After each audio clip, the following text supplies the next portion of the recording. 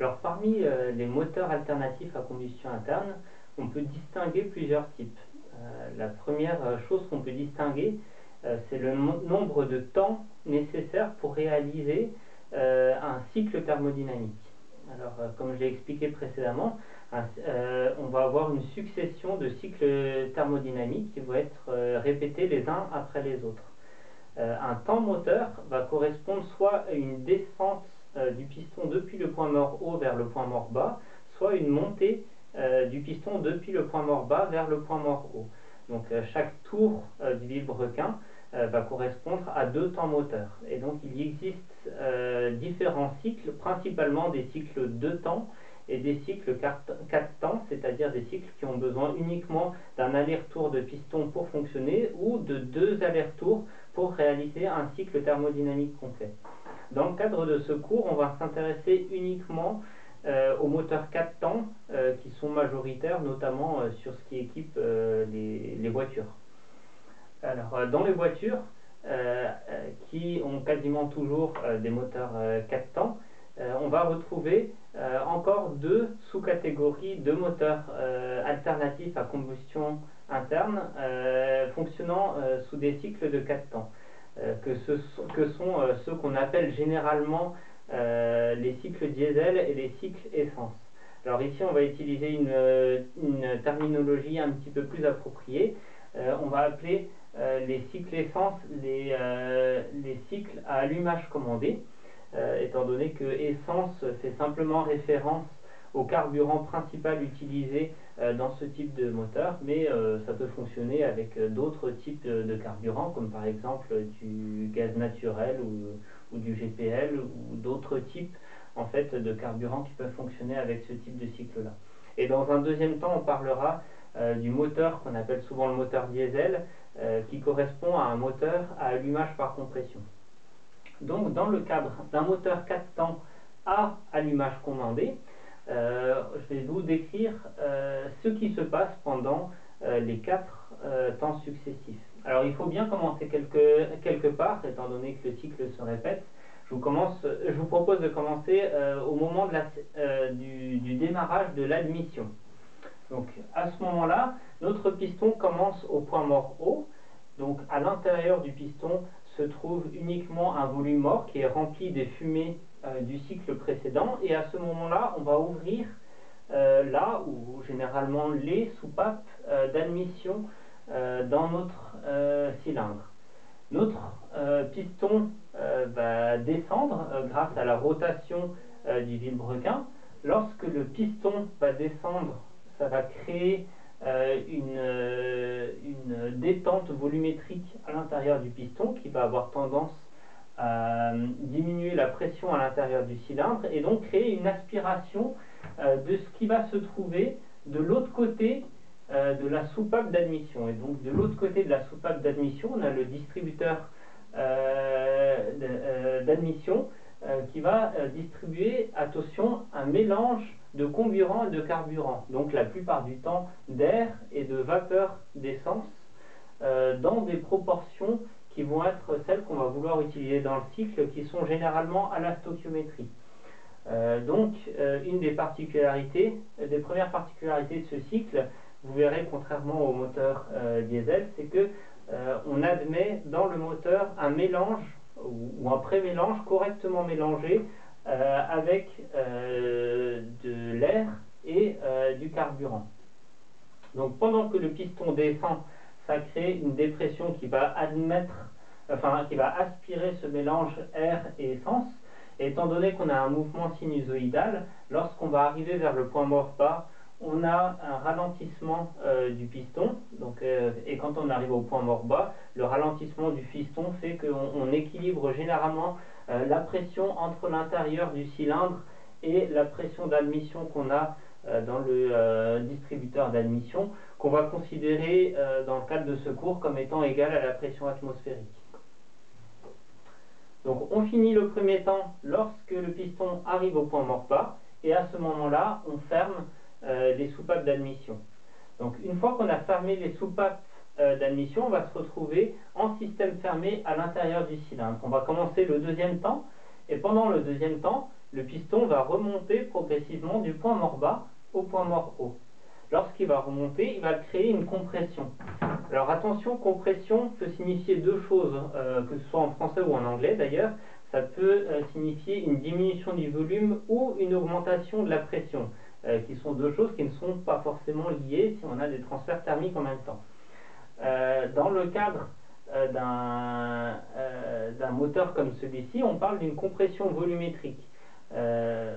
Géométriquement, on va diminuer le volume qui est laissé au mélange air plus carburant qui a été admis dans le cylindre. Donc on va réduire son volume. Le fait de réduire son volume va avoir tendance à augmenter la pression et la température à l'intérieur du cylindre. Alors ce n'est pas une compression adiabatique, étant donné que le carter du moteur est lui-même refroidi par le liquide de refroidissement.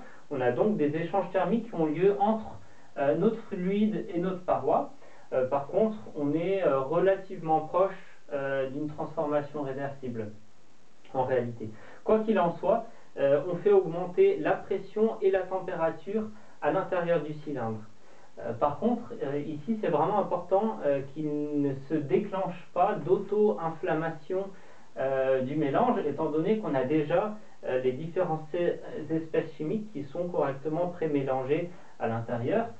Si jamais on avait une combustion qui démarrait spontanément pendant la phase de compression, c'est ce qu'on appelle du cliquetis sur un moteur, ça aurait tendance à repousser le piston dans le sens inverse de son mouvement de translation, et donc ça poserait des problèmes mécaniques assez importants au niveau de la biellette. En fait, ça va endommager le moteur très rapidement. Donc on ne veut surtout pas que la combustion démarre de manière spontanée, mais au contraire, c'est un moteur à allumage commandé, on veut pouvoir choisir à quel moment cette combustion va avoir lieu. Le critère qui est déterminant pour un carburant donné, ou un couple carburant-comburant donné, qui va déterminer quand la combustion commence à avoir lieu, c'est sa température.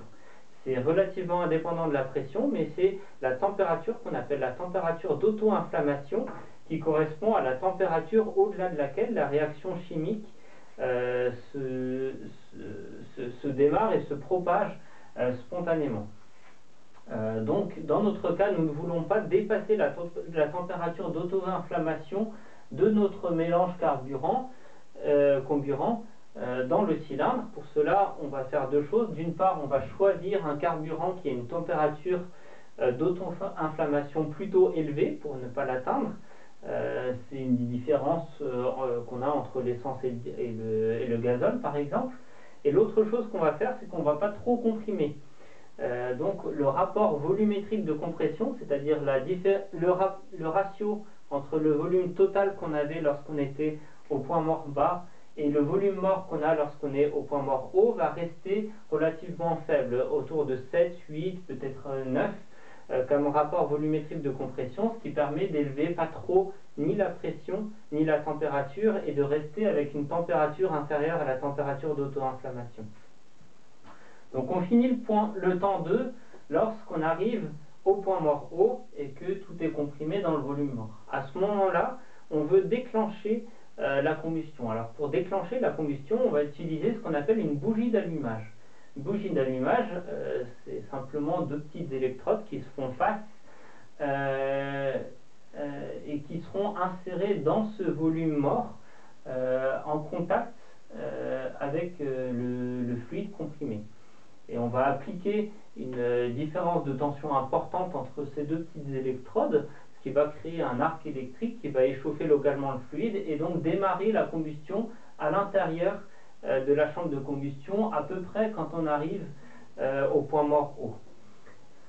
Et donc la combustion va démarrer lorsqu'on démarre cette petite étincelle, et la combustion va généralement être très rapide, étant donné que les espèces sont déjà pré-mélangées. Il suffit de les chauffer pour que la réaction de combustion ait lieu, et la chaleur dégagée par la combustion qui a lieu près de l'étincelle va très rapidement se propager à l'ensemble du volume pour avoir une combustion complète dans la totalité de la chambre de combustion. Ensuite, comment le temps numéro 4. Le temps numéro 4 correspond à la détente du fluide. Cette fois-ci, le piston redescend et le fluide va cette fois-ci céder du travail au piston alors qu'il avait reçu du travail depuis le piston pendant la phase de compression. Sauf qu'entre les deux, on a eu cette combustion qui a élevé, la chaleur apportée par la combustion a élevé aussi bien la pression que la température à l'intérieur de la chambre de combustion. La pression est donc plus importante en début de détente que ce qu'on avait en fin de compression. Le travail échangé sera donc plus important pendant la phase de détente que pendant la phase de compression. On aura donc bien un moteur, le travail net, c'est-à-dire la somme arithmétique de ces deux travails, notamment, sera en faveur d'un transfert depuis le fluide vers le piston. Donc le piston va redescendre en réalisant la détente de la fumée qui est présente maintenant à l'intérieur du cylindre. Et étant donné qu'on commence à une pression plus importante, en fin de détente, c'est-à-dire que quand on va arriver au point mort bas, la pression sera toujours plus importante que celle qu'on avait en début de compression. C'est-à-dire que si là, en début de compression, on avait la pression atmosphérique, là, il nous restera encore 3-4 bars à l'intérieur de notre cylindre. On démarre ensuite le 4e temps, qui est le temps de l'échappement. Lorsque le piston est au point mort bas, on ouvre là ou les soupapes d'échappement, ce qui permet de connecter l'intérieur du cylindre au collecteur d'échappement et donc à toute la ligne d'échappement qui, elle, se trouve généralement à la pression atmosphérique. On va donc se retrouver avec un différentiel de pression assez important entre le cylindre et la ligne d'échappement, ce qui va provoquer un échauffement très rapide d'une grande partie des fumées qui sont à l'intérieur du cylindre. Ensuite, pendant ce 4e temps, le piston va remonter et va donc chasser une bonne partie des fumées présentes dans le cylindre vers la ligne d'échappement. On peut quand même noter qu'il restera toujours une quantité correspondant au volume mort de fumée de ce cycle qui sera présent lors du début du cycle suivant. Une fois que notre piston arrive au point mort haut, les soupapes d'échappement vont se fermer et à ce moment-là, les soupapes d'admission vont s'ouvrir et un nouveau cycle va pouvoir commencer.